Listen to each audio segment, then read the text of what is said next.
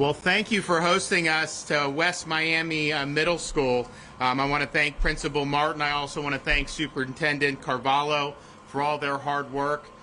Miami-Dade County is the top performing urban school district in the country. We're very proud of that. We're also proud of that. If you look at big urban districts, very few of them were actually open for in-person, certainly not for the whole school year. And I know many of these districts with a lot of kids still have no options for parents, or very little options for parents. And so we're proud of the work Florida's done, but particularly we're proud of what they did here in Dade County, just given how big the county is, a lot of moving parts, and it was very challenging. But I want to thank the principals and the teachers and the superintendent for stepping up. And I look to be able to come back and present these $1,000 bonuses that we fought for and were able to get in the legislature. I think it's well deserved. We got a dream team here behind us with legislators. We have Senators Ileana Garcia, Ana Maria Rodriguez, and Manny Diaz. We also have Representatives Grawl, Alupis, Perez. Cabrera, are you here? Where's he? Oh, hey, how are you? Alex Rizzo, are you here? Oh, yeah, good to see you, man. Fabricio's not here, is he? Oh, yes, I did see you.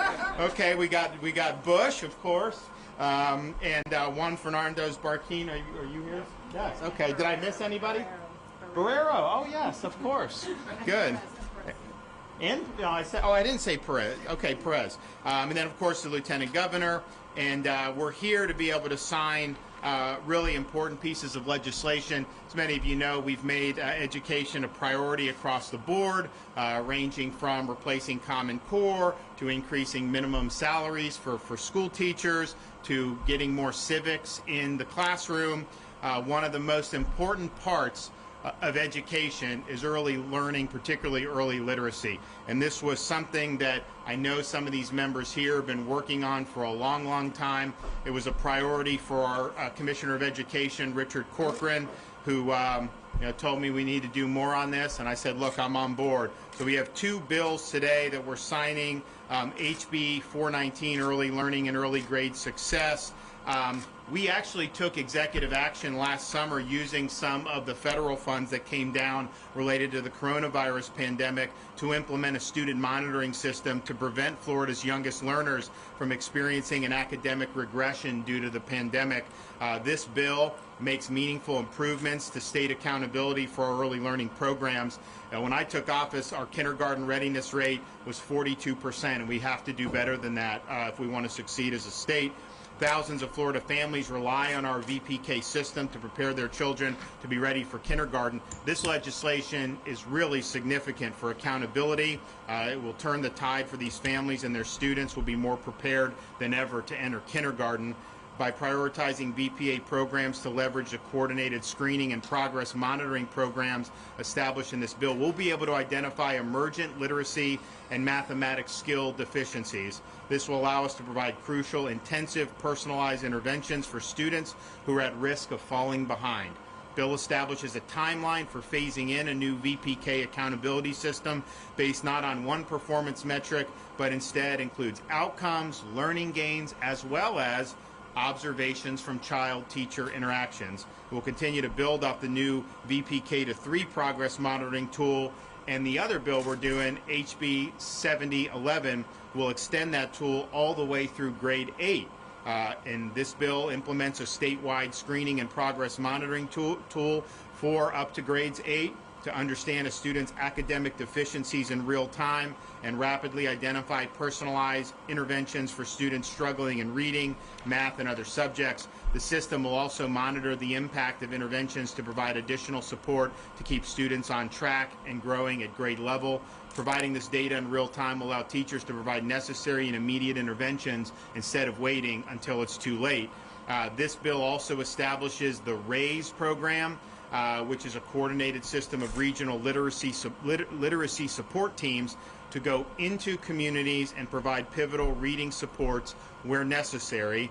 The program will also recruit top high school students to volunteer with high-need schools to help K-3 struggling readers gain those vital reading skills. And this initiative will not only benefit the students who need it most, but it will give the high schoolers the unique opportunity to impact others, all while gaining volunteer hours for Bright Future scholarships. So we believe in Florida that education is paramount, but this early learning is really, really significant. If you can make headway here, you're going to see a positive ripple effect continue through many, many years of these students being in our system. I want to thank Representative Vansa-Lupis and Representative Aaron Grawl for what they've done. Also Senator Gail Harrell, who we were with earlier, as well as Ana Maria Rodriguez, who's with us here today, for their support and partnership in sharing this great vision for reshaping how students learn and providing them with a world-class education.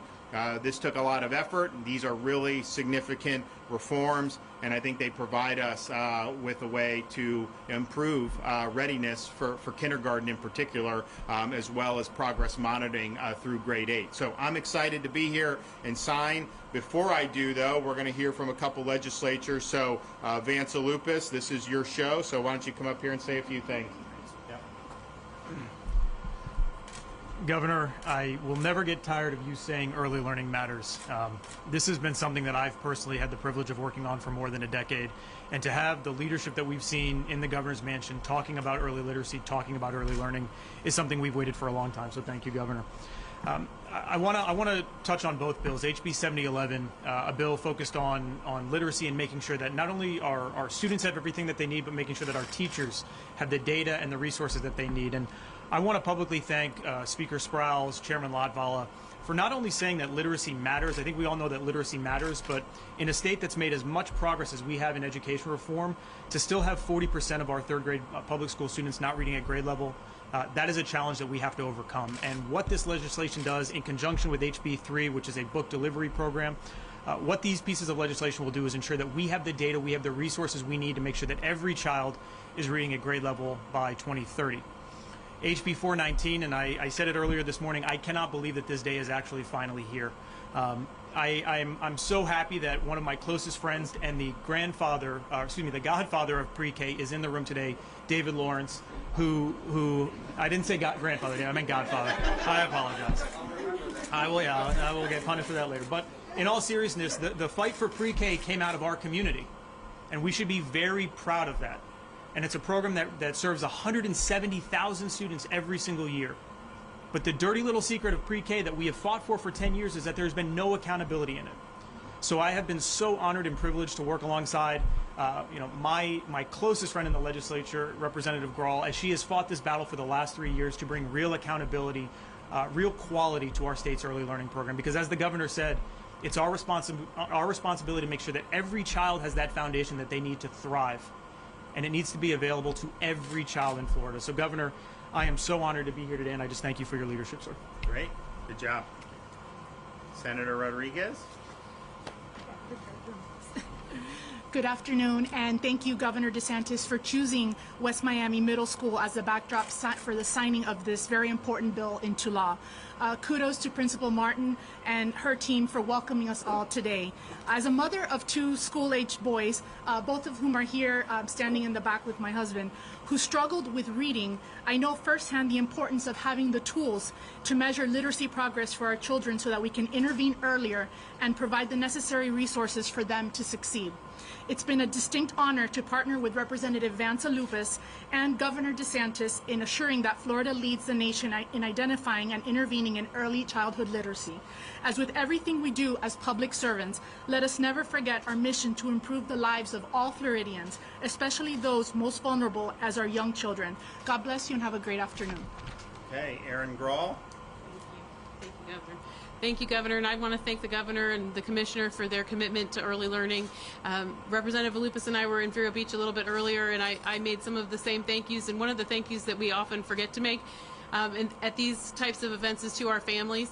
And I would like to thank all the families of all of the elected officials up here for the sacrifices they make in order that they may serve. I'd like to thank my family too, because we are all fighting for all of Florida's children and what's best for all of Florida's children, and I believe that the policy in 419 specifically is going to help parents make the best decisions for their children in a timely manner when we know that the early years are the most critical, and those decisions need to be made with the best information available. And it's such an exciting day to be here and to be celebrating our earliest learners and to see a state the size of Florida make that commitment to our earliest learners. So thank you all so much, and thank you to all of my colleagues up here who have made it a priority over the last number of years, and we look forward to the implementation of this great policy. Thank you. You guys missed the Vero. Erin had her baby at the press conference, gave her remarks with the baby. Baby was very well behaved, and I can tell you, I would not have been able to get away with that with Mamie. That's all I could. So we're going to sign. All right. So, the first one is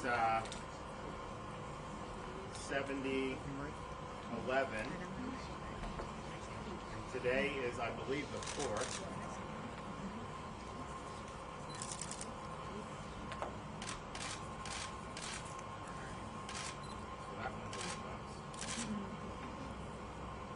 Who wants one? Did you get one last time? Okay. Yeah. Okay. Did you already get one? Okay. Who else? That's that. Now we got 419. 4th.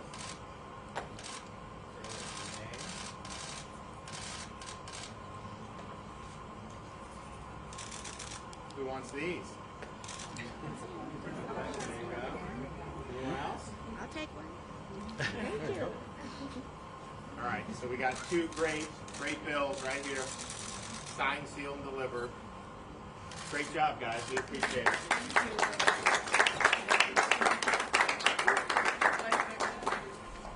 So that's a good day, but I figured since I'm down here, I might as well break a little bit more news. And so I am going to be doing an executive order to set the special election for Congressional District 20, Alcee Hastings' seat.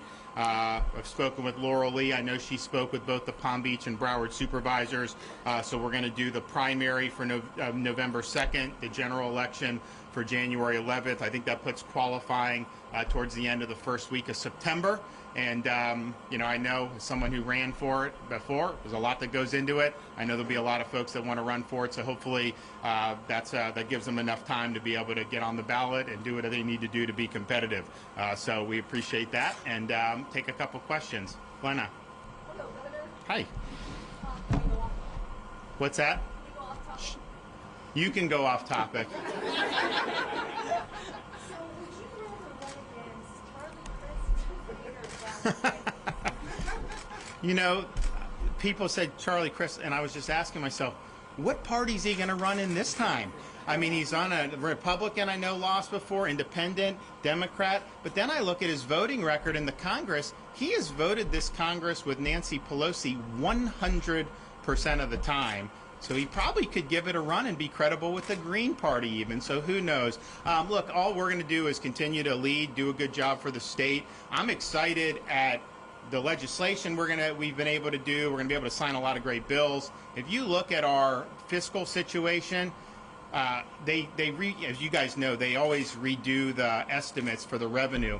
So they kept doing it higher and higher throughout the last year, and I was one of the few that had confidence Florida was going to do well.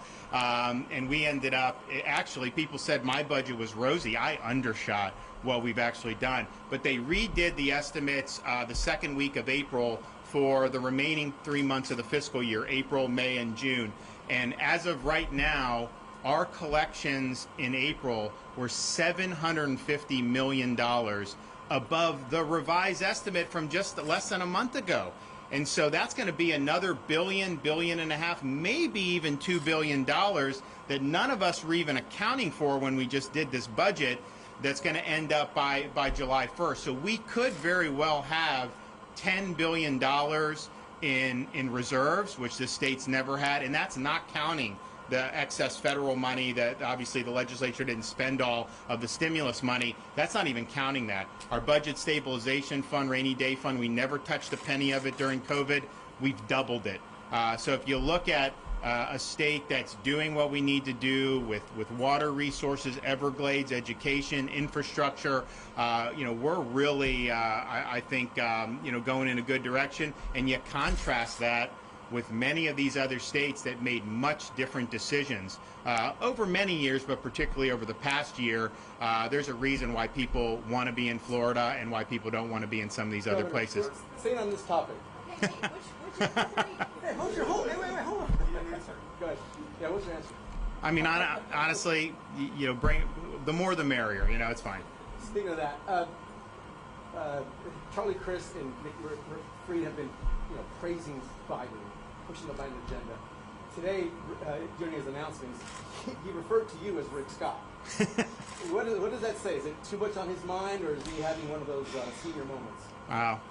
When you run for office that many times over 3 decades, I'd probably get confused with who I'm running against too. So, but look, anytime there's an open office somewhere, you can bet someone like a Chris is probably going to be slithering around for it. So that's fine. But we're just going to keep doing what we're doing, and they've basically been criticizing me nonstop for a year. You go back and look what they would have done. We would not be sitting in this school if they had their way, because they would not have opened the schools. Let's just be honest with that. That would have left hundreds of thousands of kids in the lurch. And leadership matters, and these elections matter. Governor, you just mentioned a topic I wanted to touch on. You said, and the superintendent behind you agrees, that schools have not been COVID spreader environments. But a lot of that, according to the experts, is because of the behaviors in school. Kids wearing masks, kids spread out, kids washing hands. Your Secretary of Education has said he wants to see all the kids in school next year without wearing masks. Do you agree? So if you look what he said, so remember, obviously in Dade, Broward, Palm Beach, they're going to approach it a certain way. It's reflective of the populace. There's other parts of Florida that approached it much differently from a school district perspective, and then you have the charter schools and the private schools. And what the commissioner pointed out is true. There's no statistical difference in outcomes based on some of this. So I don't begrudge anyone for trying to take steps to say, we think this is the safe or not safe. And I appreciate it. And there's a lot of parents who were concerned. When we went to put the kids in school, we gave the parents the option. You can do virtual if you want. And the reason why we did that was because there were a lot of parents that were really freaked out because they're reading these headlines. Now, we had 100% confidence. The data was very clear that these were not going to be significant COVID areas, and then the kids themselves were neither particularly vulnerable to COVID nor significant spreaders of it. So we had confidence of it, but nevertheless, you had that. So when some of the school districts opted to do some of the distancing and masks, I think that they wanted parents to feel good, and so that's fine. I don't begrudge anyone for making decisions, but the data is very clear now. We have school districts, we have individual schools that have basically just had kids in school, and you haven't seen outbreaks even there. And so I think that counsels in favor of letting parents make the decision about how they want to send their kids to school. I personally do not believe that the juice is worth the squeeze in terms of putting the mask on the kids at this juncture, giving the data. So we believe, I think what Richard said was right. That's what I support. And as the school year comes, we think that makes the most sense. There are other countries that have had kids in school the whole time too, that have done much different mitigation or even very little mitigation. And I also think that we have an opportunity here with vaccines being so plentifully available. All adults in Florida and throughout the country have access to this. I mean, that's really elderly and people with comorbidities, adults. That's really where COVID has wreaked the most havoc. We've gotten a huge percentage of our elderly. Of course, we put seniors first. We were criticized for that, if you recall, but it's worked. We have far fewer hospitalizations among senior citizens. Every single teacher, anyone who works, has access, and we would tell people that that's the right thing to do. Go get it. But if you get it, you are protected. And so the message I have is different than what some of the folks in D.C. are saying. Some of the D.C. people say, get vaccinated, but you still got to wear 6 masks. You can never come within 10 feet. Well, then the message that sends to people is that the vaccine doesn't work. I think the data is great on the vaccine. I think it works. I think if you get it, you're protected, and I think you should act protected. And our problem in this country right now is going to be too little demand. 4 or 5 months ago, it was the supply. And we knew that the supply would catch up to demand, and now we're at the point where the supply exceeds the demand. So we've all got to be given a consistent message that, it is worth taking, because it is working, and the people that have done it have been protected, and we want to continue with that. One more. Governor, on that note, I want to ask you about Senator Academy, the Miami private school that has heard information and has dissuaded staff from taking the vaccine. And in some cases, even at urge, they did have a policy that says they intend not to employ anyone who has taken the vaccine. Do you believe that's an appropriate stance for a school to have? And if not, what do you plan on doing? So we banned vaccine passports. The bill I signed yesterday, I think that was very important, because you don't want a society in which just to do basic things, restaurant, movie, go on an airplane, that you have to be producing proof of this. A lot of times you'd have to be giving it to private companies who will data mine. So there's a whole host of things that it ends up going out. The bill did not discuss and did not get into employment mandates in either direction. And my view would be, it wouldn't be appropriate to mandate or prohibit in either direction. But we also understood that there's a lot of background law that goes into that. This stuff has been litigated in other contexts. Obviously, you have a situation where this is an emergency use authorization. It's not been fully approved by the FDA. But I think to mandate it or prohibit it either way would not be something we're due. But the vaccine passport, just to be clear, it did not delve into the employment context. It basically delved into the context of you living in society, going to do things, basically like public accommodations, and we wanted to make sure that Florida didn't go down the road. A lot of states are following us, and it's interesting. Some people say, oh, well, the cruise ships need it. These cruise ships are sailing in other parts of the world where they don't even have vaccines available, and they're doing it safely, and people are having a good time on it. So they can do it, and I think we'll be in really, really good shape with that. Well, we're going to be back soon because we've got so many other things to be able to celebrate, and I know a lot of them that impact Miami-Dade County. So we'll see you guys soon.